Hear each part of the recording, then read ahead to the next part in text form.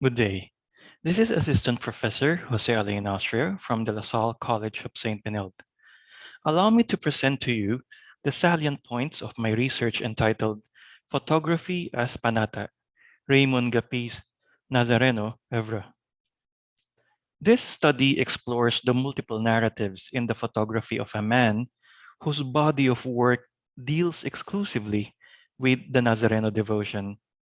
In it, I tried to dissect his photography as historical documentation, as art, and as an expression of devotion to Christ. The devotion to the Black Nazarene is a very photogenic phenomenon, colorful, passionate, action-packed. It is not surprising that it is also the object of a photographer's gaze. There is a growing number of photographers who are also ardent devotees of the Nazareno. One of these is architect Raymond Gapi, a visual chronicler of this Christocentric devotion. Devotion to the suffering Christ started early for the Angono native. He spent his younger years participating in the Amba procession of Taytay, a Santo Entierro devotion with historical ties to the Quiapo cult. This served as his apprenticeship in the Nazareno subculture. As with other devotees, the catalyst of a formal panata and devotion to the Black Nazarene is a major personal or family crisis. In this case, it was the illness of his twin brother, Richard, that opened the doors of grace. After his brother's healing, Raymond started to participate in the Traslacion as a solo, unaffiliated devotee. In 2014, he became a full-fledged Hijo del Nazareno. Raymond took up photography as a hobby during his stint as an OFW in the Middle East. He is primarily self-taught as a photographer. Since he has a solid foundation in the arts and architecture, he is very much familiar with the elements of a good visual composition. Every time he would spend his vacation in the Philippines, which normally is in early January to coincide with the Quiapo fiesta, he brought his camera with him to take photos of the procession. When he became an Iho in 2014, the Quiapo Church immediately noticed his talent. This paved the way for his stint as an official photographer for the Basilica's social communications ministry. Let us now focus our attention on the photography of Raymond Gapi and its basic elements and characteristics. For most of us, the devotion is the traslacion, the Black Nazarene atop the andas, surrounded by millions of devotees. It is a given that the traslacion and the other major Nazareno processions will be the highest priority in the list. One should not be absent during this very public display of devotion. So, Raymond has a classical procession collection in his portfolio. This is the standard genre of pictures for those covering the Nazareno devotion. This picture, entitled Good Friday Procession, is Gappi at his most conventional. Practically, everybody who covers Nazareno processions must always feature the image and the crowd in one landscape frame. So, pictures like these are very common. What I do like about this composition is the way the Nazarene seems to float and skim above the Benetton crowd like a parao. There is dynamism in this picture. You can feel the force of the inner phalanx of Ihos as they try to go against the current of the sea of devotees. Raymond revealed to me later that this procession was actually a very painstakingly slow one in reality, almost static. But in this angle, he made a rather slow procession very dynamic. So one can say that he really has a knack or fascination for anything that has something to do with movement. Gappi is not only interested in religious processions per se, he finds the more mundane, non-spiritual aspects of these events as equally fascinating subject matters as a whole. So yes, Raymond takes his gaze away from the procession to focus on other Traslación Day stories and narratives, which are often given the same amount of attention or which are not given the same amount of attention simply because they are not religious in nature. In his still life entitled Clean and Clear, Gappi can be both humorous and sarcastic. But any person who participates in the annual traslación knows his point very, very well. The immensity of the crowd is not proportional to the oh so little public utilities that caters to the very human needs of the devotees, including the need to go to the toilet. I know, because as a devotee myself who participates in the traslación, this is a pressing concern for me. So why on earth will they turn their attention to a bunch of bottles filled with urine? Hey man, you're supposed to deal with the traslación. Why focus your attention on the bottles filled with urine? Now, Gapi reveals that he does not shy away from these topics because for him, the Nazareno devotion, though religious, also have other faces to it. Some, like these, are quite uncomfortable. In his mind, a photographer must focus also on those mundane stories, those little stories to show the complexity of the traslación, not just as a religious procession, but as a human event. The traslación is obviously the most popular feature of the Black Nazarene devotion, but it is wrong to conclude that this is the full essence of the devotion, the totality of it. Many actually believe this erroneous notion. The traslación, in reality, is just one of the ritual performances through which people express their devotion to Christ. Most of these are simpler, more quiet, more down to earth, say, like knee walking to the altar, as we see in this picture. In fact, for much of the year, Quiapo Church is the scene of these simpler performances, which magazine editors may find as non-editorial, activities which lacks drama and flair to make a good story. Now, Gapi does not share this sentiment. The penitential knee walking to the Señor is a very good example of these simpler, low-key rituals.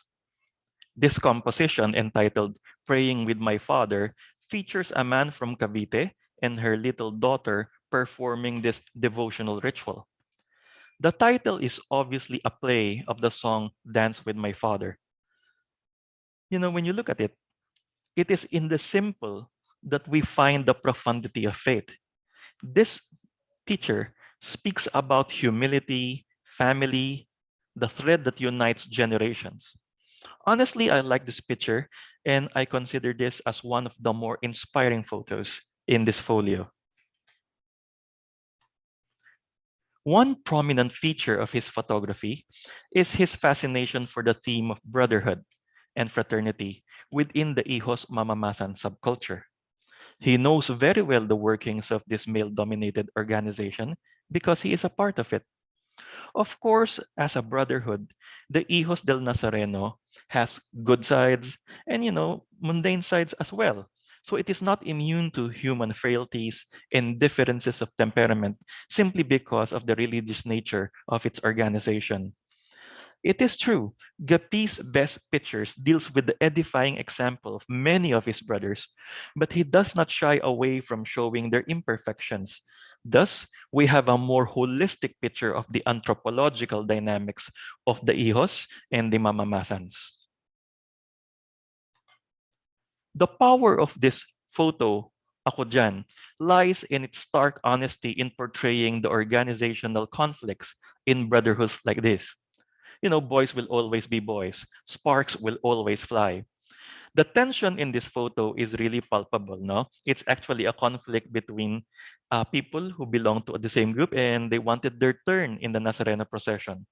The intensity of the emotion is written in the young man's face and body. So it's really a very good study on the masculine physicality which so characterizes Nazareno processions. The devotion to the Black Nazarene appeals most to the Anawim, those who live in the fringes of society, those we call the urban poor. They find solace and comfort in the poon's gaze.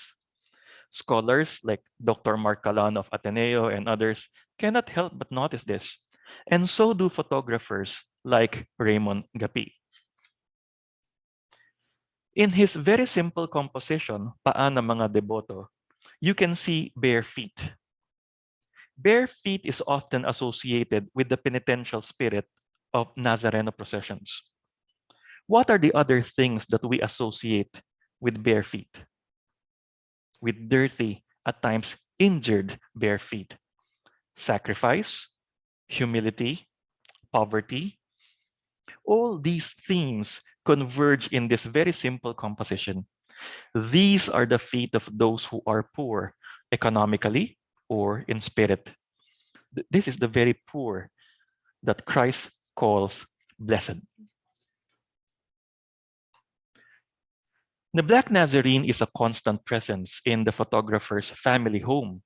Their San Mateo house is filled with framed photographs and artworks of the Señor. He really made it sure that all his children will grow up as devotees as well.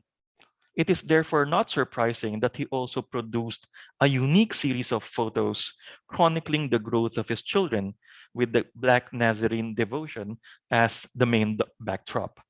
So this is a photograph from the Montoy series, Montoy being his youngest son. Carrying our burden is a picture that is both personal and allegorical. We can simply view it literally as a photograph of Gappi's two youngest sons on the sidelines of a Nazareno procession. But in an allegorical sense, it is a very creative way of expressing the message of carrying the cross. See how the kuya carries Montoy on his back. More important, see Montoy carrying a small image of the Nazareno. And then the image of the Nazareno himself carries the cross. So the message of carrying our burden is repeated thrice through the mediation of his own children and the objects that they are holding. Movement is an essential element of Gappi's compositions, particularly his procession pictures. Of course, if you are covering a very dynamic procession like the Traslacion, movement will always be the primary element of the photograph. This is primarily true with Gappi's Traslacion in motion. In this particular composition, the Nazareno and the devotees merge as one dynamic organism in motion. This picture was taken somewhere near Plaza del Carmen on the way to the Dungao. At the very moment that the procession is in the process of desalya.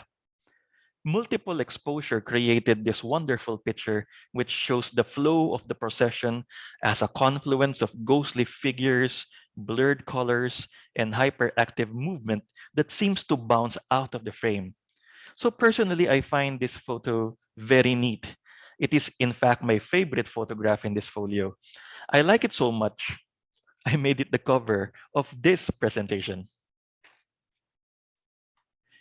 Raymond is also very fond of using the diagonal line, both as a balancing element or as a way to emphasize contrasts and dualities.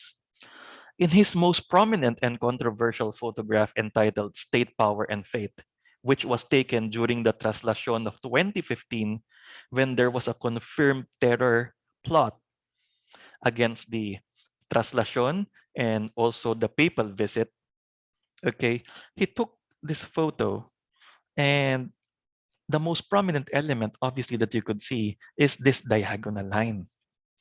Here, the diagonal line cuts through the rectangular field that separates anti-terror snipers above the Quirino Grandstand from the Traslacion Sacred Space, which you see below. It also separates the coldness of the sniper's monochrome field vis-a-vis the warm colors of the Nazareno devotees. In a way, the diagonal line serves as a dividing line between two opposite subjects and two contrasting color fields. He likes to manipulate the compositions, particularly the color scheme, until it becomes a field of brightly intense colors. This gives his edited photographs a gaudy character akin to folk painting traditions. One can say that Gappi is a photographic colorist. You know, for critics of art, this can be very, very polarizing. Some will like it for the intensity of color. Some would consider it as too colored, too bright for comfort. Whether you like it or not, hate it or not, it succeeds either way in getting the attention of the viewer. Procession ng Nazareno is a photograph that is interestingly popular among collectors and among the religious priests in particular. While viewing this photo, I told Raymond, you know, your photo reminds me so much of the Angono masters, how they color their depictions of local festivals like that of San Clemente. You know, somehow the same spirit is here. And then he reminded me that he still carries with him the lively color palette of Angono's visual artist, who happens to be his buddies. So in hindsight, his edited photos is actually a deliberate attempt to find a synergy between photography and painting. He likes this style a lot, although he does not touch photographs which he deems perfect at the very onset. Okay? It is the plurality of narratives that adds mystique to Gappi's major works. He believes that a good photograph is one which contains or accommodates multiple interactions and narratives. He considers it a compliment when viewers linger for a while to decipher the multiple narratives embedded in some of his favorite pictures. Young Man with the Rosary is a work that is multi-layered. It is open to all forms of interpretations and narratives.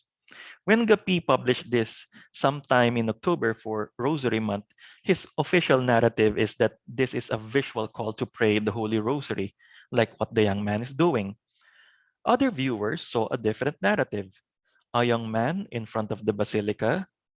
It is a very sad, forlorn scene. The young man is crushed by life's burden on a very rainy day.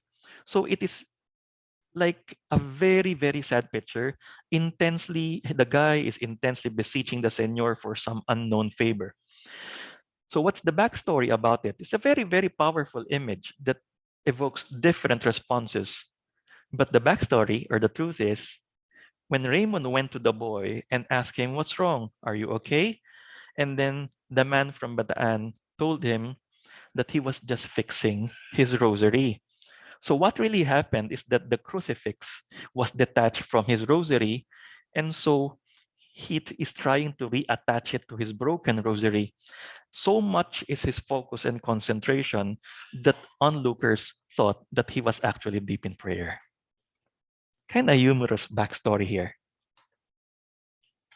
Now, another example of this is the composition, the Gatekeeper.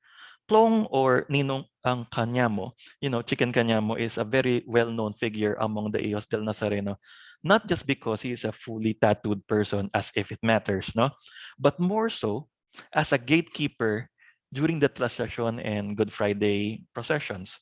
So he is also the most, prominent figure of the Porvida group, who are responsible for opening the gates of the basilica. Now, Raymond took this photo long range during the 2015 Good Friday procession. So the subject was totally unaware that he's being photographed. As the photographer comments, it is a rare, pensive moment for a man known for his upbeat artistic temperament. In this photograph, everything has an air of silence. Plong is the sole figure in the composition, although Quiapo itself was very crowded at the time. His fully tattooed countenance and brown figure contrasts sharply with the blurred walls and steel bars. Gappi himself does not provide any formal explanation. It is basically a composition asking for engagement, for brainstorming, demanding that the viewer discover its meanings.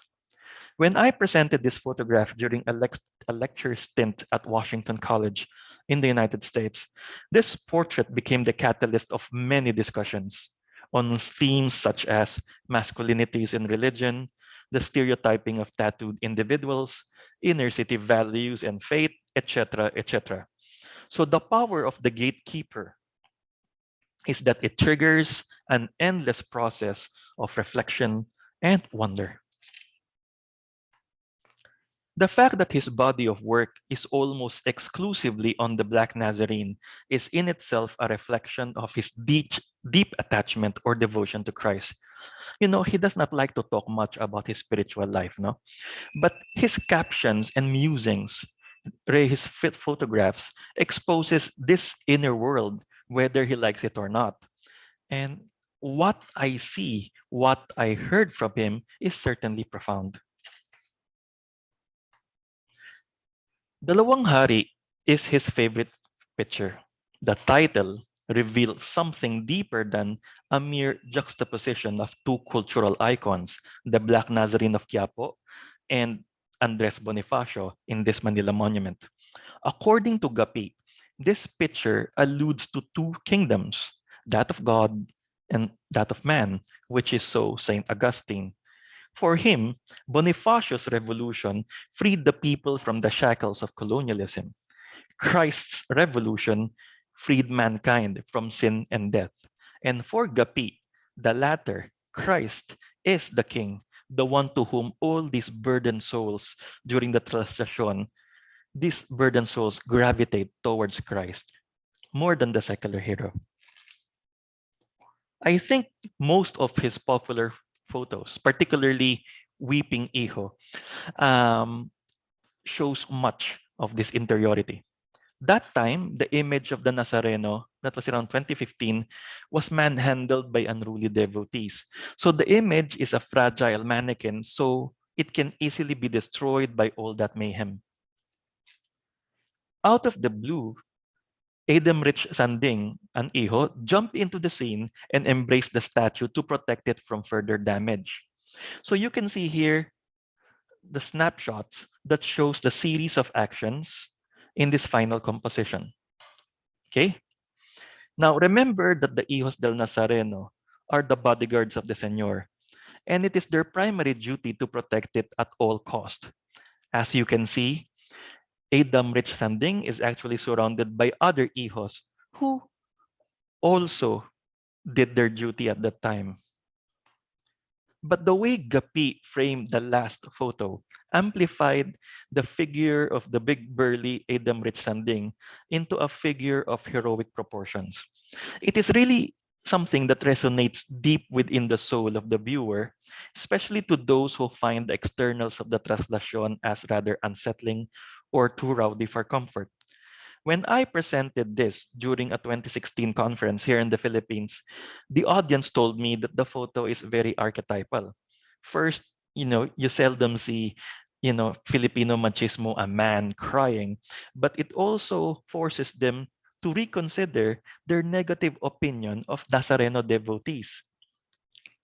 Now they say they fully understand the profundity of the Quiapo phenomenon. Gapis photography is never distant or unattached. As a photographer from within, the devotional subculture, his photos are always engaged, emphatic, emotive, and it does not apologize for being too personal. It is easy to sense that the photographer himself is making a clear religious statement addressed to others and himself. So this is primarily true with probably his most poignant picture so far, entitled The Blessing Hand of Christ. Gapi is very sensitive to the bodily gestures and things which he thinks have religious meaning. In this case, an extended hand, which you can see here at the bottom. Okay? Unknown to Gappi, there is one Hijos del Nazareno at the bottom of the picture who is already dying of a massive heart attack at that very moment. In fact, later, Gapi and others were directly involved in rushing Renato Gurion to the Manila Doctors Hospital where he was declared dead on arrival. Days later, Raymond came out with the picture and entitled that The Blessing Hand of Christ. There are many narratives in the picture, but Gapi prefers the Alter Christus narrative. In his final agony, Gurion shared in the passion of Christ. In death, he became another face of Christ. As you see here, the hand of Christ is very similar to the hand of Mr. Gurion. Was it conscious on his part, or is it just a projection of Raymond Gapi's own faith in Christ? To wrap up this paper, Raymond Gapi's Nazareno Ouevre is a precious contribution to this new field called Nazareno Studies. I think each photograph of his can be considered as a historical document, an artwork, and faith testimony.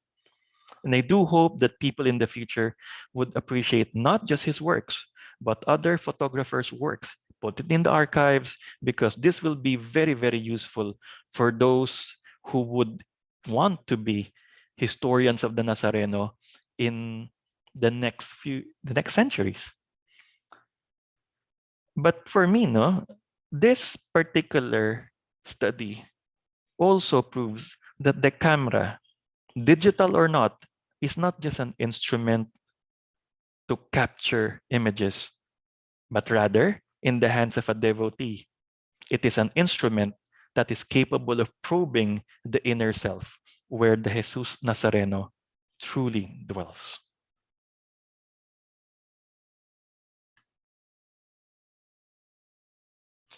Thank you very much, and enjoy the rest of the day.